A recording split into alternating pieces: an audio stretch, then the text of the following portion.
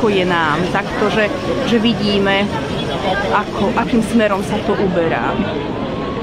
My si myslím, že my patríme do Európy a nie tam, kde nás Fico tlačí.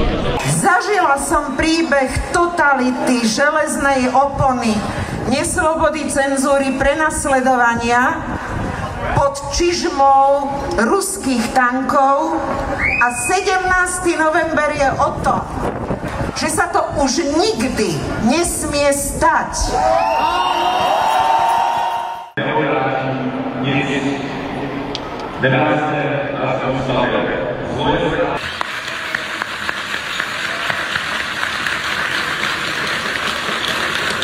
Vidíme to vlastně jak u nás, tak po Evropě.